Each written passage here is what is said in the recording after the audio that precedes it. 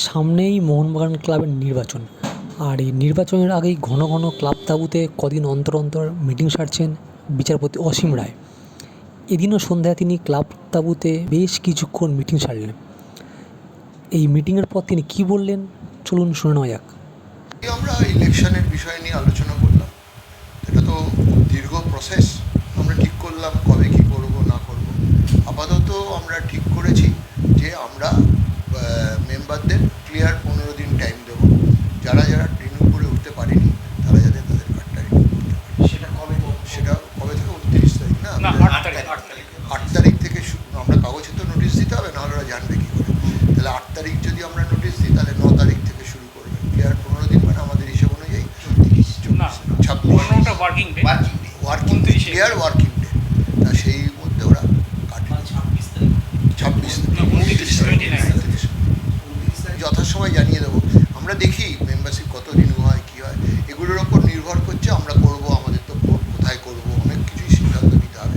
আমরা ধীরে ধীরে এগোচ্ছি, একটু হয়তো স্লো হচ্ছে কিন্তু আমরা এগোচ্ছি।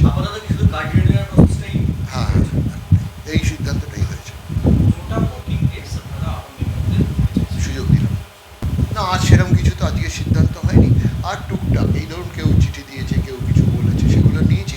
আমরা ঠিক করছি আগামী দিনে যেগুলো আমরা মনে করবো যে যার কিছু মানে গুরুত্ব আছে, যেসব ইলেকশন রিলেটেড, সেগুলো তাদের ডেকে আমরা তাদের আমাদের বক্তব্য আমার মনে হয় আমরা তাদের শুনেই সুযোগ দেবো। তার মানে এই নয় যে সবাই একটা করে চিঠি দেবে আর আমরা, সম্ভব নয় তো 10,000 লোককে রাখা।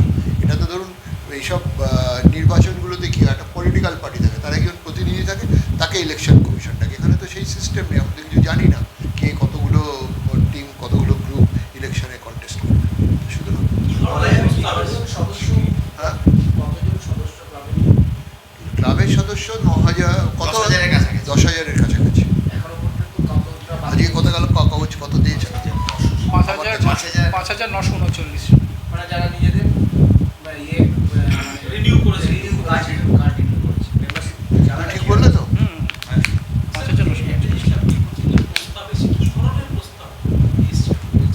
প্রস্তাব কেউ হয়তো বলে যে দেখবেন ইলেকশনটা যেন ভালোভাবে হয়, যেন নিরপেক্ষভাবে হয়। ঠিক আছে, সেটা তো হবেই, সে ব্যাপারে তো সন্দেহ নেই।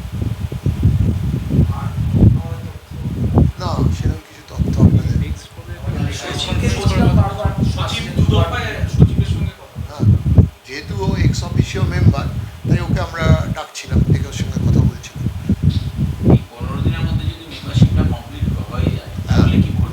ধরুন আমাদের যেটা নির্দিষ্ট টাইম তো দিতে হবে, পর পর ভোটার লিস্ট তো হলে শুধু হলো না, প্রিলিমিনারি ভোটার লিস্ট হবে।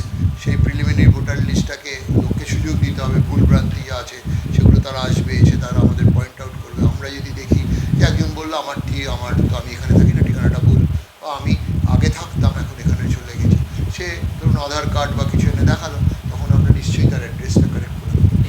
এইটা হ্যাঁ,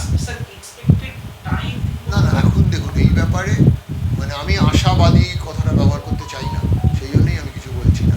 দেখা যাক কী হয়। তো এর মধ্যে আমরা ওই কদিনের মধ্যে ডাকবো, দেখার পর আবার অনেকগুলো স্টেপ আছে।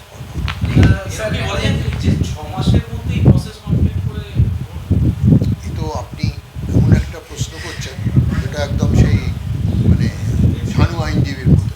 আপনি হয়তো সরাসরি না করে উনি এমন প্রশ্ন করলেন, লিডিং কোয়েশ্চেন, তাতে আমি একটা কিছু বলবো যার থেকে আপনি আন্দাজ করবেন উনি যেটা বলেছেন তার অর্থ দাঁড়াচ্ছে এর মধ্যে। হ্যাঁ,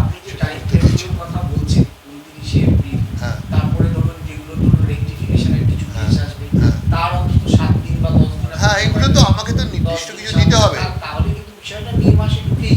না, আমি বলতে পারবো না, তার আগেও হতে পারে, আমার হয়তো প্রয়োজন পড়লো না, কি হতে পারে তো বলা যায় না এখন থেকে, সেই জন্য দিনটা ঠিক একটা কনফ্লিক্ট হচ্ছিল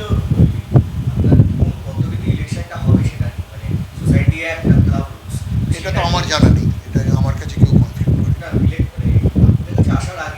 না। সেটা দেখুন আমার কাছে যেটা নেই, আমি আপনার কথা তো শুনে আমি বলবো না, আমার কাছে সেটা ওরা বলতে পারবে, আমি এগুলো জানি না, এগুলো আমার জ্ঞান তো নেই। কারণ যা হয়েছে সেটা কি হবে না হবে আমাদের সেই নিয়ে কোনো আসেনি, কোনো বিতর্ক আমাদের সামনে ওঠেনি, সেটা আমরা ব্যবস্থা নেব। তো আমরা 2018 সালেও তো আপনি ছিলেন কি, তখনও স্কর্চিং হিট ছিল, তখন আমরা জুন মাস নাগাদ রিপোর্টটা করেছি। আপনার এই যে ধরুন এতে পার্লামেন্টের ইলেকশন, কি বলে মে মাসে election। এগুলো তো মে মাসে নর্মালি হয়, বা বিধানসভা ইলেকশন, লোকসভার ইলেকশন